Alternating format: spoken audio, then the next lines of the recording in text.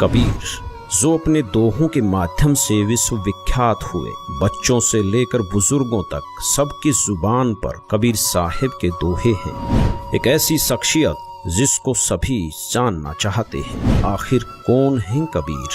आज कबीर साहिब प्रकट दिवस के मौके पर कबीर सी को जानने और समझने की कोशिश करेंगे।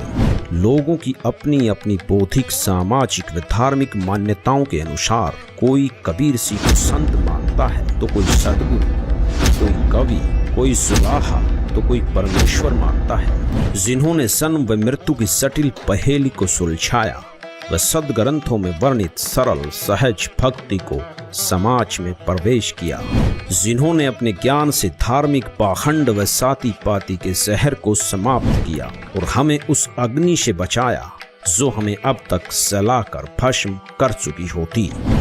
कबीर सी ज्येष्ठ मास की पूर्णिमा सन 1398 कमल के फूल पर अवतरित हुए, जो एक भारत का आध्यात्मिक केंद्र माना जाता था। कबीर साहिब के सन को लेकर भी लोगों के अलग अलग मत हैं। कोई कहता है कि कबीर साहिब सी का सन एक विधवा ब्राह्मणी के गर्भ से हुआ है। वह लोक लाज के डर से तालाब के किनारे छोड़ गई थी। कुछ लोगों का मानना है कि कबीर साहिब सी पालक रूप धारण करके तालाब में उपस्थित कमल के फूल पर प्रकट हुए थे। लेकिन जो पहला मत है कि कबीर साहिब सी का सन विधवा ब्राह्मणी से हुआ था, हमारी टीम ने इस धारणा पर विश्लेषण किया तथा इतिहास की छानबीन की गई तो बात गलत सिद्ध हुई, क्योंकि इस विषय में कोई भी प्रमाण नहीं मिला, न कहीं विधवा ब्राह्मणी का जिक्र है, जिसका प्रमाण हम आगे इस वीडियो में दिखाएंगे। दूसरी धारणा है कि कबीर सी पालक के रूप में खिले हुए कमल के फूल पर प्रकट हुए थे, जिसके हमें चौंकाने वाले प्रमाण मिले। कबीर साहिब सी के जन्म की इस गुत्थी को सुलझाने के लिए हमारी टीम काशी की तरफ प्रस्थान करती है।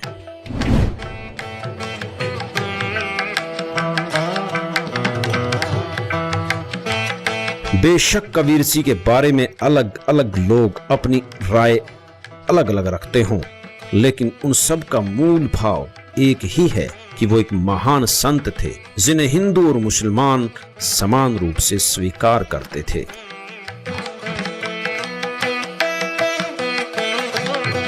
सर, कुछ लोगों का मानना है कि कबीर साहिब जी का जन्म विधवा ब्राह्मणी से हुआ है। इस बारे में आप क्या कहेंगे? हम लोग विजय जो पढ़ते हैं तो एक तालाब दिखाया गया, किसी तालाब में उनकी पैदाइश हुआ और वहाँ से नीरू और नीमा लेके इसी मठ में उनको लालन पालन किए, ज्ञान लिए कबीर चौरा से। सर, जो बच्चों का पाठ्यक्रम है उसमें जो कबीर जी का जीवन परिचय आता है, उसमें लिखा हुआ है कि कबीर जी का जन्म विधवा ब्राह्मणी से हुआ है। इस बात में कितनी सच्चाई है? आपसे पहले ही कह चुके हैं कि लोग लिख देते हैं कि दंती है कि विधवा ब्राह्मणी के घर में, लेकिन किसी ने तो देखा नहीं था। यहाँ तो इतिहास तो सब लिख दिए है, लेकिन हम लोग मानने के लिए इसको तैयार नहीं है। लोगों का मानना है कि कबीर जी का जो जन्म हुआ एक विधवा ब्राह्मणी के गर्भ से हुआ। इस बात में कितनी सच्चाई है? अब ये तो नहीं, फूलों में हम बताते रहे, फूलों में पैदा हुए, फूलों में समाप्त हो गए।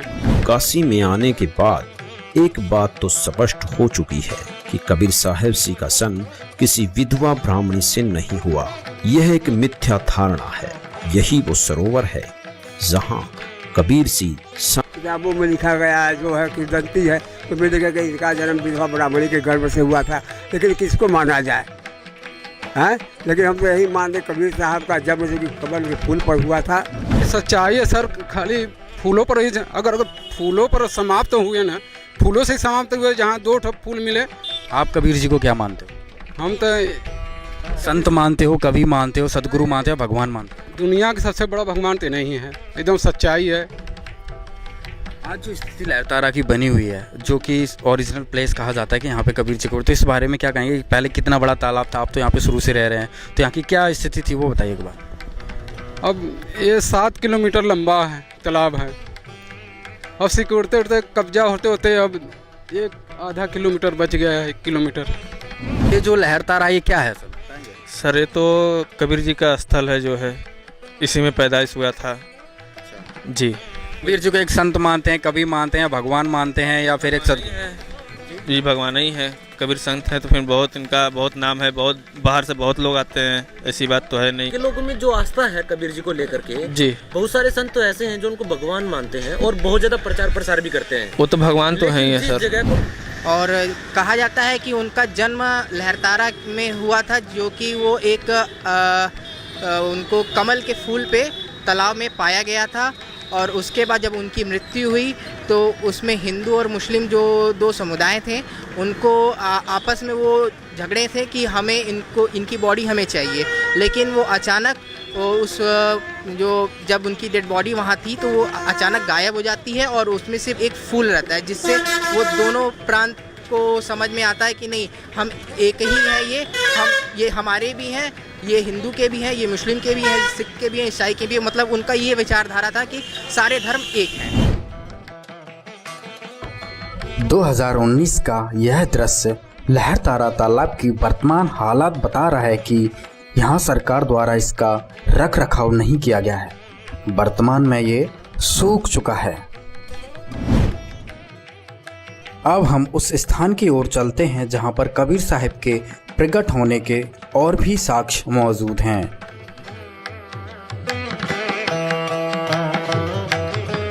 यह वो स्थान है जहां पर नीरू और नीमा ने कबीर साहब को तालाब के कमल के फूल से उठाकर यहां लाए थे। यहीं पर अष्टानंद जी अपनी साधना कर रहे थे। अष्टानंद जी कबीर जी के प्रकट होने के दृष्टा बने थे।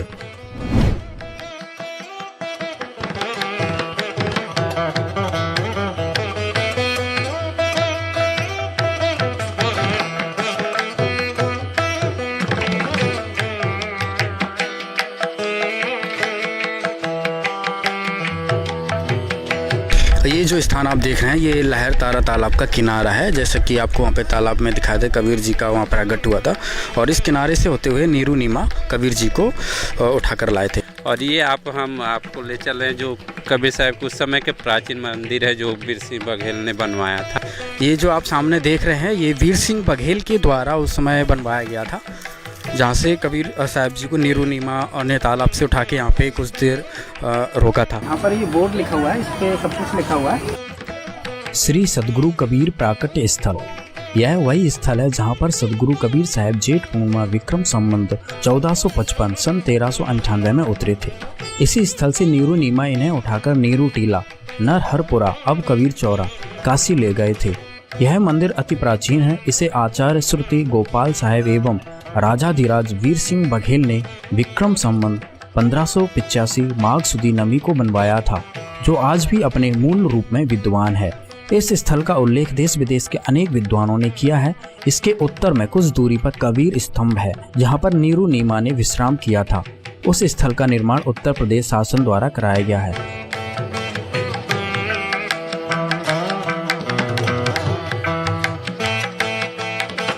तो यहाँ पर कबीर साहब का प्राकट्य स्थल है और यहीं पर वो आकर उनके माता पिता लाकर यहीं रहते थे। और ये उस समय का प्राचीन मंदिर है जो उस समय भी विद्वान थे। यहाँ पर आश्रम उस समय अष्टानंद करके यहाँ एक ऋषि हुआ करते थे जी, वो इसकी आश्रम है। और ये मंदिर वो प्राचीन है। और ये आप देखेंगे पूरा तालाब है, ये लहरताल, ये गंगा और वर्णा 80 यानी कि ये और लहरतारा के जो तीनों चारों के बीच में जो है वो काशी है। जब लहर गंगा जी अपने पूरे लहर देखते थे बरसात में तो ये पूरे भरा हुआ स्थल होता था। सर, हमारी किताबों में कबीर साहब जी का जीवन परिचय आता है जिसमें लिखा हुआ है कि कबीर जी का जन्म जो विधवा ब्राह्मणी के गर्भ से हुआ है। इस बारे में आप क्या कहेंगे? ये तो सरासर ये ब्राह्मणों के अपने तरह से बनाया, क्योंकि विधवा ब्राह्मणी क्या होते तो उसके खानदान सारी चीज पता होता है और वो क्यों छोड़ के जाते उसकी सारी कुल का पता होता और तब वो नीरू नीमा को नहीं मिलते हैं। और क्योंकि ऐसा मान्यता है कबीर जी को प्रगट स्थल प्रगट है, ऐसा मान्यता है। और उनकी लास्ट में भी वही स्थिति है कि कमल के फूल में मिले और लास्ट में भी कमल हो गया, जो उनकी डेड बॉडी नहीं मिला जब काशी छोड़कर उन्होंने मगहर अपना, ऐसा मान्यता था कि मगहर में मरने से गधा होते हैं और काशी में मरने से मुक्ति होते हैं। तो कबीर जी ने उन्होंने इस भ्रम को तोड़ने के लिए काशी छोड़कर मगहर गया और उन्होंने अपने शरीर वहीं छोड़े तो वहाँ भी उनकी डेड बॉडी नहीं मिली, उसकी जगह भी फूल मिले। और जो फूल और चादर मिले तो फूल का मंदिर बनाया गया और वहाँ के जो मुसलमान शासक बिजली खां पटा उन्होंने मजार बनाया और वहीं से कुछ फूल लाकर जहाँ कबीर जी रहा करते थे वहाँ पर एक समाधि दिया गया। यहाँ पर ही ये जो अष्टानंद का विवरण आता है कि जब कबीर जी प्रकट हुए थे तो अष्टानंद को एक प्रकाश दिखा था, तो वो अष्टानंद जी यहीं पर बैठे तपस्या कर रहे थे। आज भी उनकी यहाँ पे अष्टानंद की, ये आप सामने देखिए, ये उनकी समाधि बनाई गई है। यहाँ से जो उनसे हम जानेंगे। सर, अष्टानंद के बारे में क्या बताएंगे आप? अष्टानंद जी उस समय जो ऐसा मान्यता थे कबीर जी को देखते थे, वो उसकी एक तरह संरक्षक थे और वो यहाँ पर बैठते थे और बाद में उनकी ये समाधि यहाँ पर दिया गया। उस समय भी ये आश्रम हुआ करते थे। कबीर जी जब प्रकट हुए थे तो उन्होंने आंखों से देखा हुआ था, इस चीज़ का प्रमाण? हाँ जी, उन्होंने देखा था कि कुछ प्रकाश आया, फिर बाद में उनको नीरू नीमा को मिला तब भी पता चला। तो यहाँ पर दोस्तों अभी दिखाया ये अष्टानंद की यहाँ पे समाधि बनी हुई है। तो जो इतिहास में 600 साल पुराना इतिहास है, कोई ज़्यादा लाखों वर्ष पुराना इतिहास नहीं है जिसको ना माना जाए। इससे अब एक चीज़ सिद्ध हो गया है, ग्राउंड रिपोर्ट आपको दिखाई, इस पे स्पष्ट हो गया कि कबीर जी सशरीर प्रकट हुए थे। यहाँ के जो लोग हैं इनको मूल जानकारी है कबीर जी का किसी भी माता पिता से उनका जन्म नहीं हुआ था, वो सशरीर प्रकट हुए थे। तालाब से किनारे से यहाँ पे नीरू नीमा लेके आए थे। उनकी यादगार में यहाँ पे वीर सिंह बघेल ने यह यादगार बनाई और इसी स्थान पर यहाँ पर अष्टानंद, जब कबीर जी का प्रकट हुआ, जब आसमान से प्रकाश का गोला एक आया तो अष्टानंद ने देखा था, तो यहाँ पे अष्टानंद की एक समाधि बनी हुई है। कुछ लोग उनके सन को किसी विधवा ब्राह्मणी से उत्पन्न बताते हैं, लेकिन कबीर सिंह ने खुद ही अपने सन के विषय में बतलाया है। अवधू अवगत से चल आया, मेरा कोई भेद मुर्म न पाया, ना मेरा जन्म न गर्भ बसेरा, बालक बन दिखलाया, काशी नगर जल कमल पडेरा, तहाँ जुलाही न पाया। मात पिता मेरे कछु नाही, ना मेरे घर दासी, जुल्ला का सुत आन कहाया, जगत करो मेरी हंसी। ये 5 तत्वों का धरना मेरा, जानो ज्ञान अपारा, सत स्वरूपी नाम साहेब का, ओहे नाम हमारा। अगर दीप गगन गुफा में, तान्य वस्तु सारा, तेरा ज्योत स्वरूपी अलख निरंजन, वो डरता ध्यान हमारा। हाड चाम लहू ना मेरे, कोई जाने सतनाम उपासी, तारण तरण अभय पद दाता, मैं हूँ कबीर अविनाशी। दरअसल कबीर सिंह का जन्म किसी माता पिता के संयोग से नहीं हुआ, वो अपने निज लोक से चलकर यहाँ के सत भक्ति बतलाने के लिए अवतरित हुए हैं। ऐसा उनसे परिचित संतों ने अपनी वाणी के प्रमाण दिए हैं।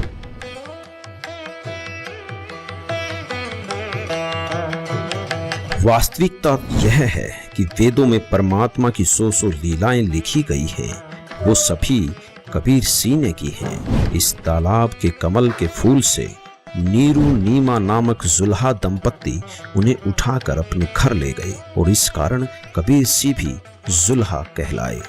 अब चलते हैं कबीर मठ, जिसको कबीर चौरा के नाम से भी जानते हैं, जहाँ पर कबीर जी का लालन पालन हुआ।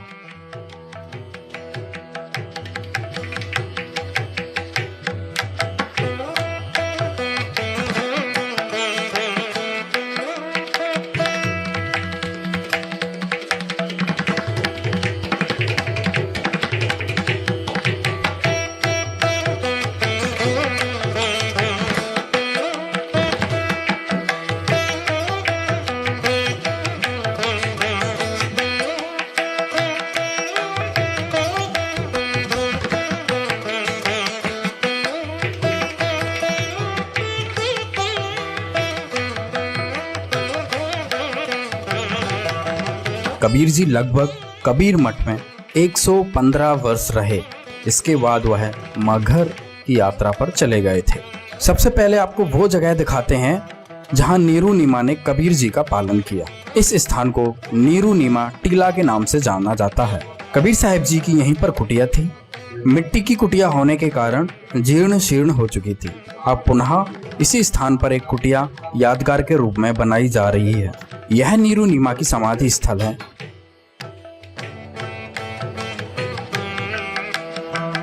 ये कबीर साहब जी का 600 साल पुराना कुआं है।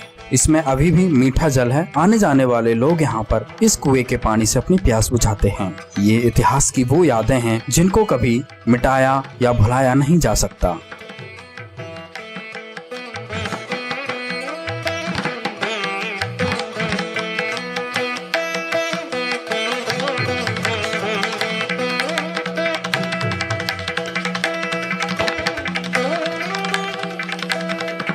कबीर मठ में कबीर साहब जी की काफी यादगारों को संभाल कर रखा गया है। कबीर मठ के मुख्य द्वार से प्रवेश करते हुए सबसे पहले यह कबीर जी की समाधि स्थल मिलती है। जब कबीर जी मगहर में सशरीर सतलोक चले गए थे तो यहाँ के काशी नरेश वीर सिंह बघेल भी गए थे और कबीर साहब के सतलोक चले जाने के बाद वहाँ पर कुछ सुगंधित पुष्प मिले थे, तो वहाँ पर आधे आधे फूल लेकर हिंदू और मुसलमानों ने कबीर जी की समाधि बना दी थी और उनमें से ही कुछ फूल लेकर राजा वीर सिंह बघेल काशी लेकर आ गए थे, जहाँ पर कबीर मठ में ही उन्होंने कबीर जी की यादगार के रूप में यह समाधि बना दी। यह स्थल उस घटना का प्रतीक है जहाँ पर कबीर साहब जी ने सर्वानंद को ज्ञान में पराजित किया था। संत रामपाल जी ने अपने सत्संगों में इस घटना का काफी विस्तार से विवरण दिया है कि किस तरह से एक ब्राह्मण अपने ज्ञान के घमंड में सर्वजीत बनना चाहता था, जो शूद्रों के हाथों से पानी भी नहीं पीता था। उसको कबीर जी ने अपनी लीला से इस कुएं का पानी पीने के लिए मजबूर कर दिया था। आखिर में सर्वानंद भी कबीर साहब जी का शिष्य बन गया था।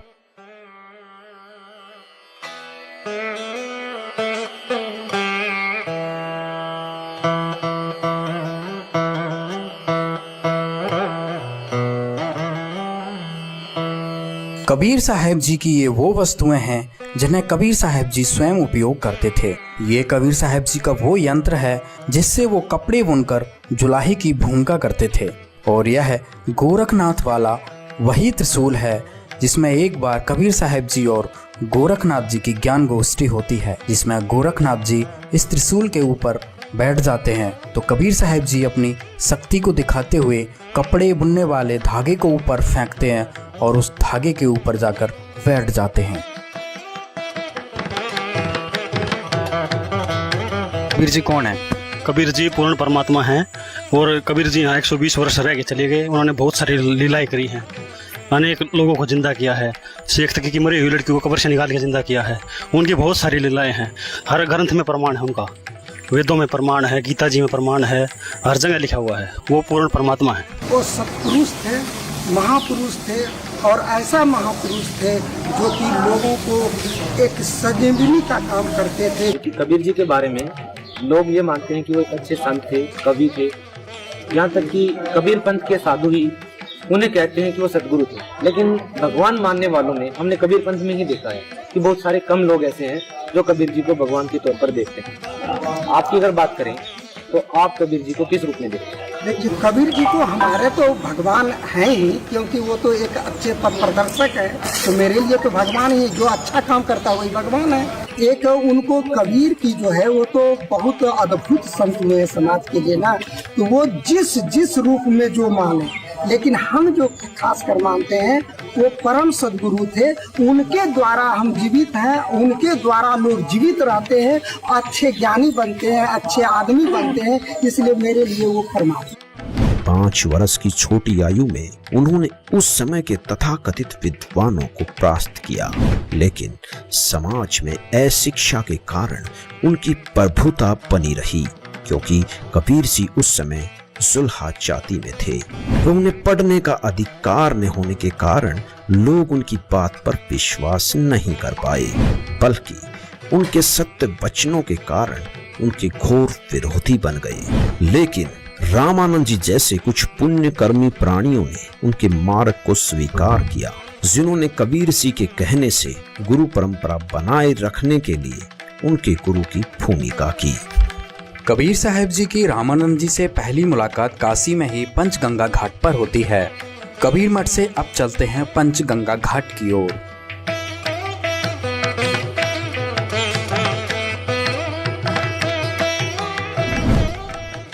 पंचगंगा घाट वह स्थान है जहां पर कबीर साहब जी ने अपनी 5 वर्ष की आयु में 2.5 वर्ष के बालक का रूप धारण करके इन्हीं सीढ़ियों पर जल्दी सुबह आकर लेट गए थे। रामानंद जी की कुटिया यहीं ऊपर कुछ दूरी पर थी। जब रामानंद जी नीचे की तरफ आए तो उनका पैर कबीर साहब जी पर पड़ गया।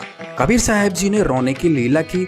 तब रामानंद जी ने बालक को रोता देख शांत कराने के लिए एकदम राम का उच्चारण करते हुए नीचे झुकते हैं तो उनकी माला कबीर साहब जी के गले में गिर जाती है।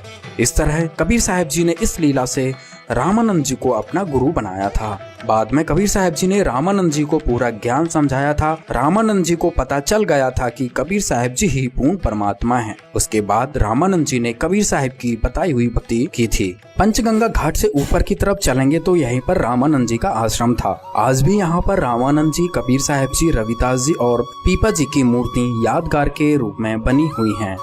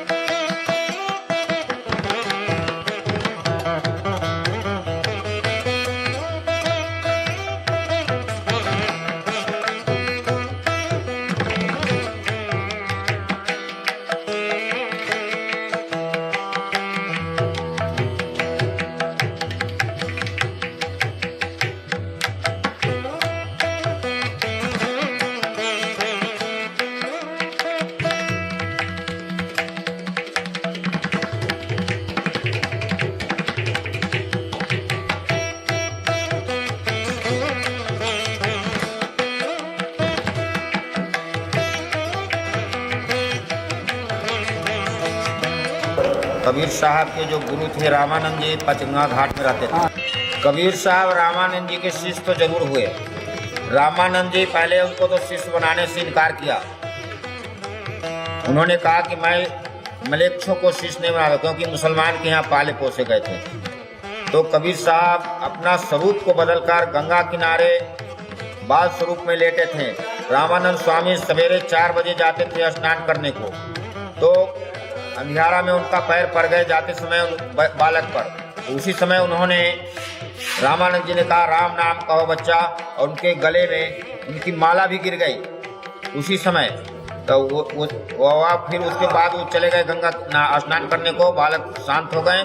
फिर उधर से आते तो बालक नहीं पाया उन्होंने। इस तरह से आया। दूसरे दिन फिर रामानंद जी के आश्रम में कबीर साहब पहुँचे। उनके शिष्यों लोगों ने कोलाहल मचाया कि कैसे ये मुसलमानों को आपने भर्ती कर लिया यहाँ। कबीर कहता है कि मैं गुरु किया हूँ रामानंद को। तो रामानंद जी कहा नहीं, मैं उसको तो शिष्य नहीं बनाया हूँ।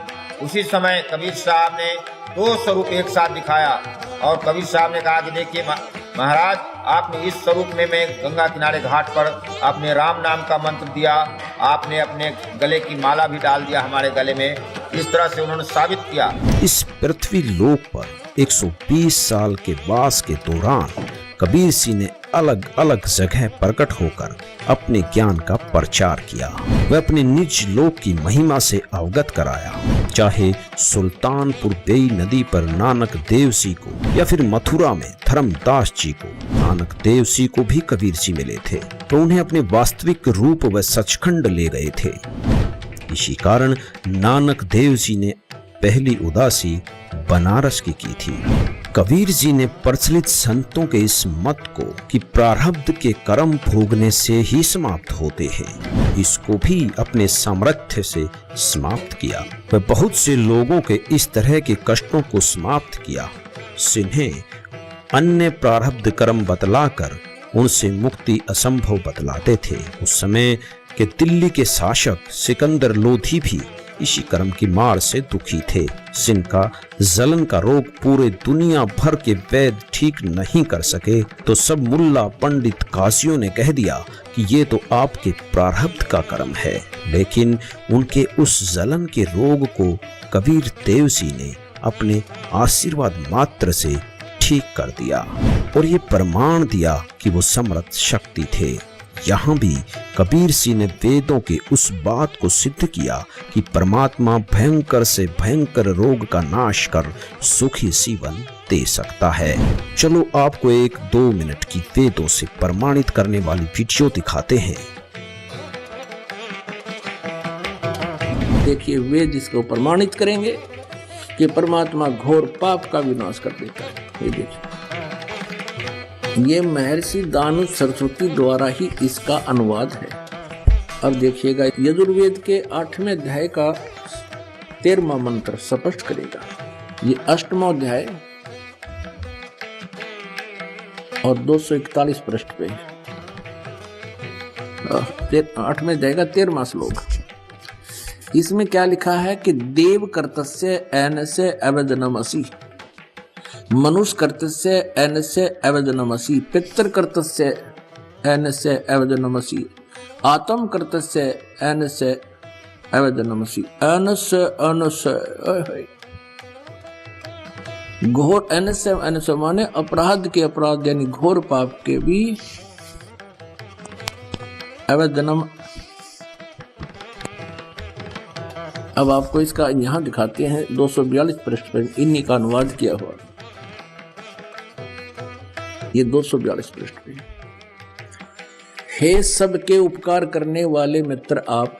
अब यहाँ इसने मित्र शब्द प्रयोग कर लिया, यहाँ परमेश्वर ना लिखा, क्योंकि इसको पता था वेदों को पढ़ने वाला मुझ पर पूरा विश्वास करेगा और मैंने यहाँ लिख दिया मित्र, तो वो ये समझेगा कि मित्र के बारे में लिखा है, भगवान के बारे में नहीं, इसलिए इसको पढ़ पढ़ा कर आगे चल पड़ेगा। आप दान देने वाले के अपराध के अवजनम, एनस्य माने अपराध के, अवजनम माने विनाश करने वाले, असी माने हो। मनुष्य कर्तस्य साधारण मनुष्यों के किए हुए, एनस्य माने अपराध के, अवजनम माने विनाश करने वाले हो। पितृ कर्तव्य से पिता के किए हुए, एनस्य माने अपराध, ये अपराध ही लिखना चाहिए था, विरोधासन लिखा है। अच्छी प्रकार हरने वाले हो, नाश करने वाले हो। अपने किए हुए, एनस्य माने पाप के, एनस्य कहो, एनस्य का अर्थ पाप कहो, एनस्य माने अपराध कहो, एनस्य माने अपराध या पाप एक ही अर्थ होता है।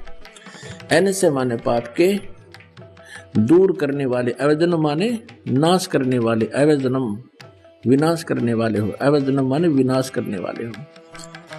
एनस्य एनस्य अधर्म के अधर्म यानी घोर पाप के भी, अवजनम माने नाश करने वाले हो। अब जानता हुआ मैं जो कुछ भी अधर्म आचरण किया करता हूं या करूं, अनजान में जो कुछ भी किया करता हूँ वह करूँ, उस सब एनस्य माने अपराध के, पाप के, दुष्ट आचरण के नहीं, पाप के आप अवजन माने नाश करने वाले हो। कबीर सिंह के सामर्थ्य से प्रेरित होकर सिकंदर लोधी कबीर सिंह का शिष्य बना, जिससे उनका धार्मिक पीर शेख तकी चिढ़ गया। वह कबीर सिंह को नीचा दिखाने व राजा की नजरों से गिराने के लिए कई हथकंडे अपनाए। बहुत बार कबीर सिंह को हराने के लिए उनकी परीक्षा ली। इसी उद्देश्य से उसने कबीर सिंह द्वारा मृतक गऊ को जीवित करने को मानने से मना कर दिया। यदि ऐसा मेरे सामने हो तो मैं मानूं। और कबीर सिंह ने इस भ्रम के निवारण के लिए 2 मृतकों को जीवित किया, जिनका नाम कमाल व कमाली रखा। वे अपने पुत्र पुत्री की तरह रखा। यहाँ कबीर सिंह ने वेदों में वर्णित परमात्मा की उस लीला को सिद्ध किया जिसमें लिखा है कि परमात्मा मृत्यु प्राप्त को भी पुनः जीवन दान दे सकता है। कबीर सिंह ने काशी में एक लीला की। जब कबीर सिंह की प्रभुता काशी में बनती चली गई तो शेख तकी ने कबीर सिंह को बदनाम करने के लिए उनके नाम से झूठी चिट्ठी डाल दी कि कबीर सिंह काशी में एक भंडारा देंगे, जिसमें प्रत्येक भोजन के बाद सोने की मोहर दी जाएगी। इस भंडारे में 18 लाख लोग आ गए।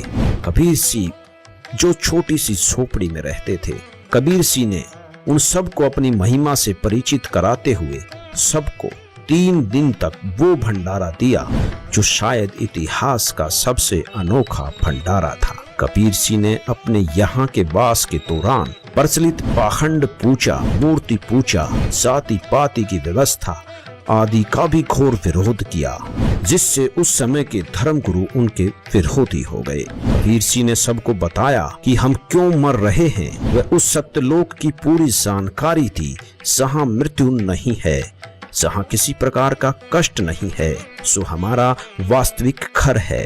कबीर सिंह एक ही समय में बहुत सी जगह पर प्रकट होकर अपना ज्ञान प्रचार करते थे, जिससे उनके 64 लाख शिष्य बने, जिनको उन्होंने अपनी शक्ति से सुख दिया। लेकिन जनता के अशिक्षित होने से उनका विरोध भी बहुत हुआ और उन पर अनगिनत यातनाएं दी गई। उन्हें नकली गुरुओं के दबाव में दरिया में डाला गया, उन्हें जलते तेल के कड़ाहे में डाला गया, उन पर 3 पहर तक तोप के गोले दागे गए और भी न जाने क्या क्या किया गया। लेकिन वो अविनाशी है, इसलिए उनका कुछ नहीं बिगड़ा। कबीर सागर, जो कबीर परमेश्वर सिंह की वाणियों का संग्रह है, उन्हीं के द्वारा लिखा गया है। कबीर सिंह ने धर्मदास जी को पूर्ण ज्ञान बतलाया और साथ ही मूल ज्ञान जो शिव की मुक्ति का आधार है को गुप्त रखने का आदेश भी दिया। जिस समय कबीर सिंह प्रकट हुए, उस समय के पंडितों ने ये भ्रमणा फैला रखी थी कि काशी में मरने वाले की मुक्ति होती है, सबकी मगहर में मरने वाले गधे की योनि प्राप्त करते हैं। कबीर सिंह ने इस भ्रम का नाश करने के लिए काशी शहर को छोड़कर मगहर में गए। वे वहीं हजारों लोगों की उपस्थिति में सशरीर सतलोक चले गए। उनका शरीर नहीं मिला, बल्कि उसके स्थान पर उतने ही सुगंधित फूल मिले। कबीर सिंह ने यह स्थापित किया कि सत भक्ति करने वाला कहीं रहे उसकी मुक्ति होगी और गलत साधना करने वाला कहीं रहे वो दुर्गति को प्राप्त होगा। अब चलते हैं मगहर, जहाँ पर कबीर साहब जी की समाधि बनी हुई है।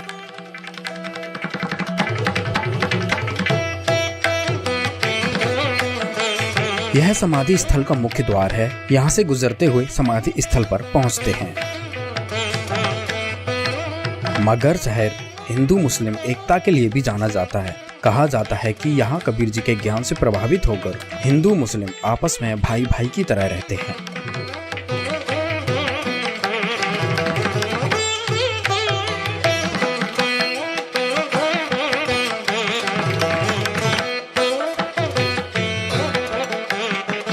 अभी आप देख रहे हैं कबीर समाधि व मजार स्थल। यही वो जगह है जहां से कबीर साहब जी सशरीर सतलोक चले गए थे। उनके शरीर के स्थान पर कुछ फूल मिले थे, जिन्हें मुस्लिम राजा बिजली खान पठान और काशी नरेश वीर सिंह बघेल ने आधे आधे बांटकर राजा बिजली खान पठान ने मजार बनवा दी थी और वीर सिंह बघेल ने मंदिर।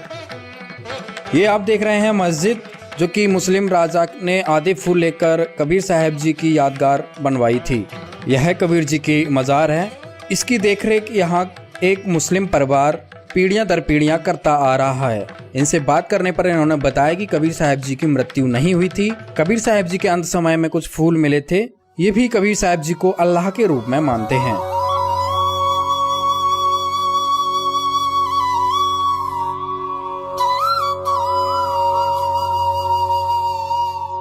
अब चलते हैं मंदिर की तरफ। ये आप सामने देख रहे हैं, यह हिंदू राजा के द्वारा बनाई गई कबीर साहब की समाधि है। कबीर साहब जी की यहीं पर कुटिया थी। इसी कुटिया के बाहर हिंदू मुस्लिम हजारों की संख्या में खड़े थे।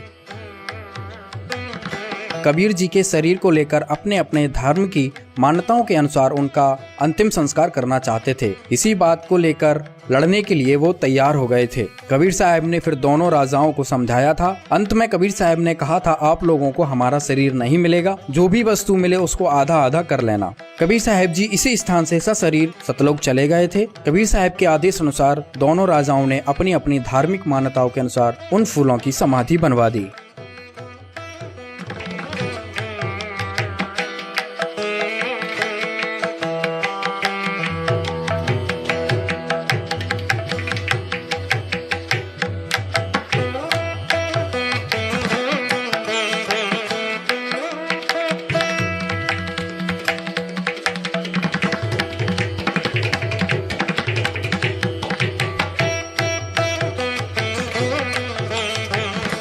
आप कबीर जी को क्या मानते हो? कबीर जी को परमात्मा मानते हैं, भगवान का स्वरूप मांगते हैं और भगवान ही है वे। किस आधार से कह सकते हो कबीर जी भगवान है? कबीर जी यानी को लीलाएं हैं, उनके जीवन चरित्र में पढ़ के देख लो आप, वेदों में प्रमाण, गीता में, गुरु ग्रंथ साहिब में, हर जगह प्रमाण है कि वो भगवान है। और क्योंकि सबसे बड़ा प्रमाण ये है वो सह शरीर आए और सह शरीर चले गए, और आज भी उनका प्रमाण मगर में है, आप जाके देख सकते हो बेशक। कबीर साहब जी की एक कुटिया थी, कुटिया के बाहर ही कबीर साहब जी का ये कुआं था।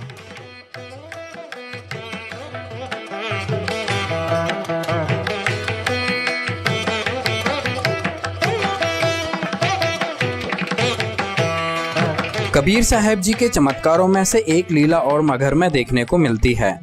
कबीर साहब जी की समाधि स्थल के पीछे एक आमी नदी बहती है। आमी नदी के विषय में कहा जाता है कि यह शिव जी के श्राप देने से सूख जाती है।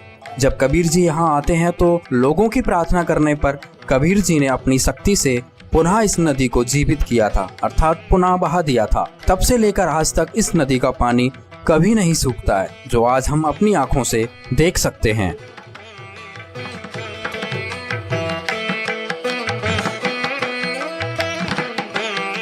ये वो जगह है जहां से कबीर साहिब जी सह शरीर सतलोक चले गए थे और उनके शरीर के स्थान पर फूल मिले थे। कबीर साहिब जी द्वारा दी गई मानवता की शिक्षा को सिरोधार्य करके हिंदू और मुसलमानों से उन फूलों को आधा आधा बांट लिया। यहाँ हिंदुओं ने यादगार के रूप में मंदिर बनवा दिया और मुसलमानों ने ये मस्जिद। काशी और मगहर की यात्रा के बाद तथा इतिहास के प्रमाणों को देखते हुए स्पष्ट हो जाता है कि कबीर साहिब जी का न जन्म हुआ और न ही मृत्यु। सह शरीर सतलोक से आए थे और सह शरीर सतलोक चले गए। हाँ, यहाँ एक खास बात और, जब पुत्र मोह के कारण धर्मदास जी व्याकुल हो उठे कि मूल ज्ञान के बिना मुक्ति नहीं और कबीर परमेश्वर जी ने मूल ज्ञान को गुप्त रखने का आदेश दे दिया, तो मेरे वंशज कैसे मुक्त होंगे। उनकी उसी शंका का समाधान करते हुए कबीर परमेश्वर जी ने कहा कि धर्मदास मेरे नाम से 12 पंथ काल चलाएगा। उसी 12वें पंथ गरीबदास जी के पंथ में मैं खुद चल कर आऊंगा और पूरे विश्व को सत्य ज्ञान बतलाऊंगा। 12वां पंथ गरीबदास जी का है और उसी पंथ में आज कबीर जी के अवतार संत रामपाल जी महाराज अवतरित हैं, जो पूरे विश्व के तारणहार हैं। इस संदर्भ में आपको कबीर सागर से प्रमाण दिखाता एक वीडियो दिखाते हैं। वो 12 पंथ कौन कौन से हैं और परमात्मा 12वें पंथ में स्वयं चलकर आएंगे, ये कबीर परमेश्वर ने स्वयं कहा है अपनी सच्चिदानंद घन ब्रह्म की वाणी में, कबीर वाणी में। ये देखिएगा, कबीर सागर संपूर्ण 11 भाग खेमरा श्री कृष्णदास प्रकाशन बंबई से प्रकाशित है। ये है कबीर वाणी 136 पृष्ठ पे। यहाँ लिखा है कि 12 पंथ काल फुरमाना और भूले जीव न जावे ठिकाना। इन 12 पंथों में काल का ही फुरमान है और इसमें भटके हुए भूले हुए प्राणी कभी भी सतलोक नहीं जा सकते। कौन कौन से? ये तो है कबीर वाणी में 136 पृष्ठ पे। अब देखो यहाँ पर कबीर चरित्र बोध में, ये है कबीर चरित्र बोध बोध सागर और ये है 1871 पृष्ठ। और यहाँ देखते हैं बोध सागर, ये 1870 पर कबीर साहब के पंथों का वृंतांत।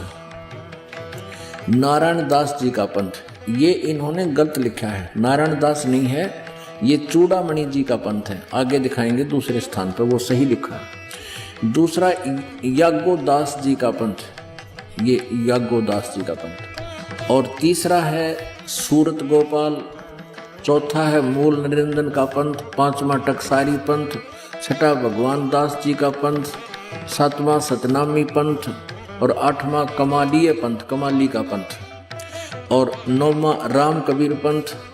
10वां प्रेम धाम की वाणी पंथ और 11वां जीवा पंथ और 12वां गरीबदास पंथ। अब इन्हीं 12 पंथों का फिर यहाँ कबीर वाणी में, ये कबीर चरित्र बोध में आपने देखा बोध सागर में, और ये भी बोध सागर है और ये कबीर वाणी है 136 पृष्ठ पर। यहाँ लिखा है 12 पंथ चलो सो भेद। द्वादश पंथ काल फुरमाना, भूले जीव न जाओ ठिकाना। ताते आगम कही हम राखा, वंश हमारा चूड़ामणि शाखा। प्रथम जग में जागो भरमावे, ये दूसरा होना चाहिए था। प्रथम तो ये चूड़ामणि है, यहाँ इन्होंने गलत अपनी तरफ से मिलावट कर दी कबीर पंथियों ने। ये लिखा है, ये बोध सागर 1870 पृष्ठ पर, ये कबीर चरित्र बोध में।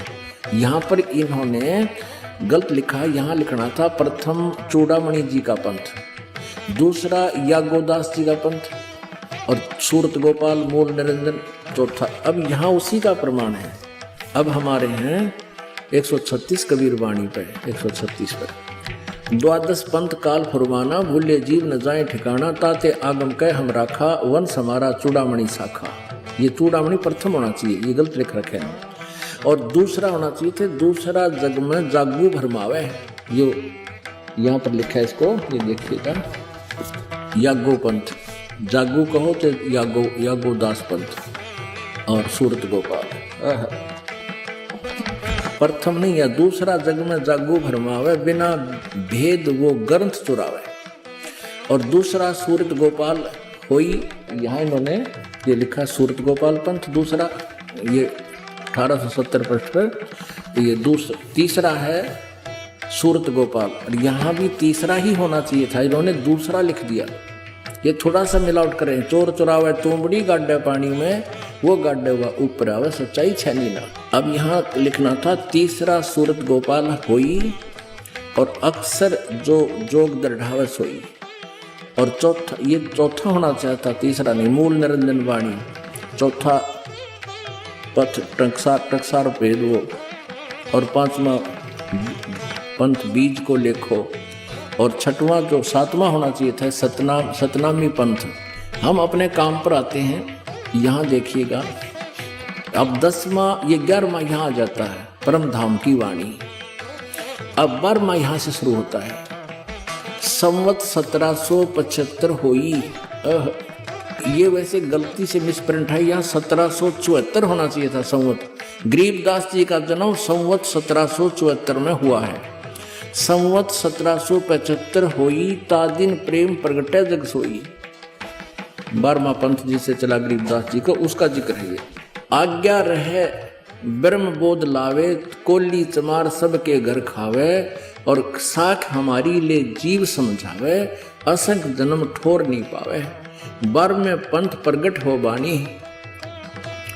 अब 12वें पंथ गरीबदास जी वाले पंथ के विषय में चर्चा चल रही है कि मेरी वाणी यानी मेरी महिमा की वाणी पुनः प्रकट होगी गरीबदास जी द्वारा। परमेश्वर कबीर जी गरीबदास जी को मिले थे। गरीबदास जी काल के दूत नहीं थे, गरीबदास जी ने तो सही ज्ञान दिया, लेकिन आगे वाले कबीर गरीबदास के पंथियों ने उसको समझा नहीं। अब 12वें पंथ प्रगट हो हवा बाणी है नहीं, प्रगट हुआ बाणी और शब्द हमारे की निर्णय ठानी। अब गरीबदास जी के बाद जितने भी उनके अनुयायी हुए हैं, वो परमेश्वर की वाणी जो गरीबदास जी ने महिमा लिखी है वो समझ नहीं सके। 12वें पंथ प्रगट हुआ बाणी, शब्द हमारे की निर्णय ठानी और अस्थिर घर का मर्म न पावे। ये 12 पंथ हम ही को ध्यावे। कहते गरीबदास वाले पंथ तक भी स्थिर घर शाश्वत स्थान को प्राप्त नहीं कर सकते, सतलोक को प्राप्त नहीं कर सकते, और हमारे ही उस वाणी को वह आपस में निष्कर्ष करते रहेंगे, उसकी जानकारी एक दूसरे को उलट सुलट देते रहेंगे। 12वें पंथ प्रगट हो वाणी, शब्द हमारे का निर्णय ठानी, उसका निष्कर्ष निकालने की चेष्टा करेंगे पर वो समझ नहीं सकेंगे। अस्थिर घर यानी सनातन परम धाम को प्राप्त नहीं कर सकते, उसका धाम का मर्म नहीं पाएंगे। ये 12 पंथ हमें को धावे। आगे स्पष्ट कर दिया परमेश्वर ने, 12वें पंथ हम ही चल आवे, हम स्वयं आएंगे गरीबदास वाले पंथ में, यानी गरीबदास के रूप में नहीं, उसके पंथ में आगे चल के 12वें पंथ हम ही चल आवे और सब पंथ मिट एक ही पंथ चलावे। धर्मदास जी से कह रहे हैं कि 12वें पंथ में आऊंगा मैं आगे चल के और सब पंथ मिटा के एक ही पंथ चलाऊंगा। अब अपना ही परमात्मा दास भेज दिया, अपना वही और शक्ति उन्हीं की काम कर रही है। धर्मदास जी से कहते हैं, तब लग बोधो कुरी चमारा, फिर तुम बोधो राज दरबारा, प्रथम चरण कलयुग निर्याना, निराना, तब मगहर मांडो मैदाना। ये प्रथम पीढ़ी होगी, प्रथम चरण होगा जब मैं मगहर से शरीर चला जाऊंगा। परमात्मा कबीर जी कह रहे हैं ये प्रथम चरण होगा, प्रथम चरण कलयुग निर्याना, तब मगहर मांडो मैदाना, धर्म राय से मांडो बाजी, तब धर बोधो पंडित का जी। अब आगे देखो,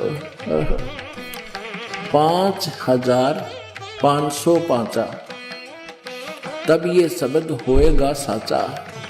अब समय आ गया है, कलयुग को लगभग 5500 वर्ष हो गए हैं और अब वो समय आ गया परमात्मा का। ये मेरा कहते हैं आज का बोला हुआ उस समय सत्य होगा ही।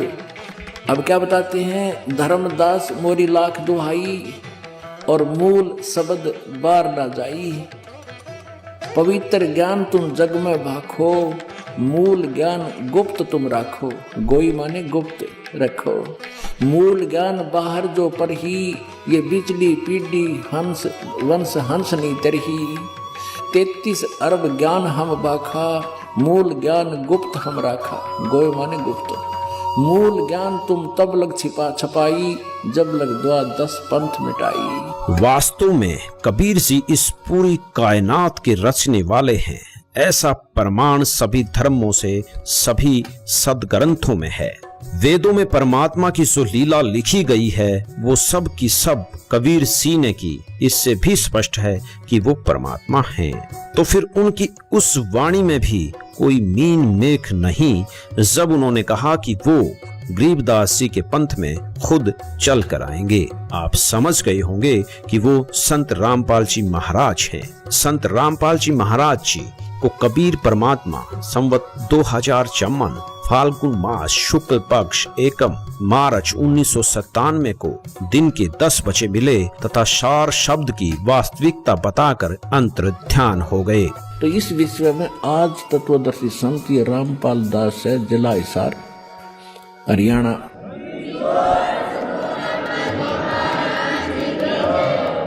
अब किसी का भ्रम ना रहना चाहिए। देखो एक 1000 का नोट है, उस पर लिखा है कि मैं धारक को 1000 रुपये देने का वायदा करता हूँ। दास पे लिखा नहीं है, दास बोल सकता है कि मैं उपासक को सर्व सुख और पूरा कंप्लीट मोक्ष देने का वायदा करता हूँ जब नियम रहोगे तो।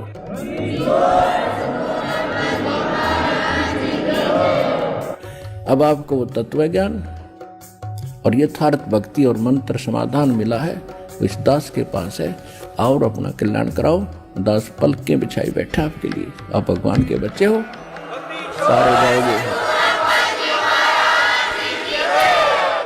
दोस्तों, कबीर साहिब जी पूर्ण परमात्मा हैं, ये सिद्ध हो गया। और इस समय में उनके अवतार संत रामपाल जी महाराज के रूप में पृथ्वी पर सशरीर विद्यमान हैं। लगभग 600 साल पहले हम परमात्मा को नहीं पहचान सके थे, लेकिन आज हमें संत रामपाल जी महाराज को पहचानना होगा।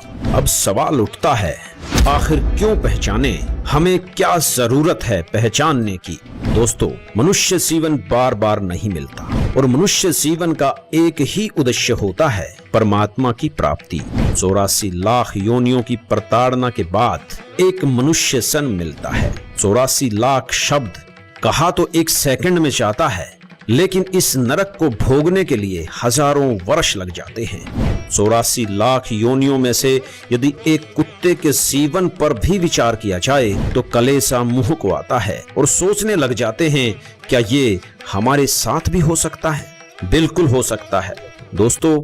इसलिए हमें संत रामपाल जी की जरूरत है। यदि हम संत रामपाल जी से नाम दीक्षा लेकर भक्ति करेंगे तो 84 लाख योनियों से तो पीछा छूटेगा ही, और साथ में हम सतलोक की प्राप्ति करेंगे, जहां जाने के बाद जीवात्मा वापस जन्म मरण में नहीं आती।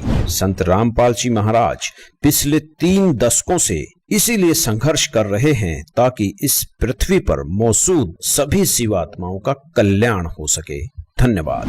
कबीर मनुष्य जन्म दुर्लभ है, मिले न बारंबार, तरवर से पत्ता टूट गया, बहुर न लगता डार। संत रामपाल जी महाराज अपने सत्संगों के माध्यम से बताते हैं कि 84 लाख योनियों की भयंकर यातनाओं के बाद एक मनुष्य जन्म मिलता है, जिसका सिर्फ एक ही उद्देश्य है कि पूर्ण गुरु से नाम दीक्षा लेकर भक्ति करना, जिससे हमारा जन्म मृत्यु का दीर्घ रोग समाप्त हो जाता है। वर्तमान समय में पूरी पृथ्वी पर पूर्ण व आधिकारिक गुरु संत रामपाल जी महाराज ही हैं और विश्व कल्याण के कार्य में लगे हुए हैं। अतः सभी से निवेदन है कि संत रामपाल जी महाराज से नाम दीक्षा लेकर अपना जीवन सफल बनाएं।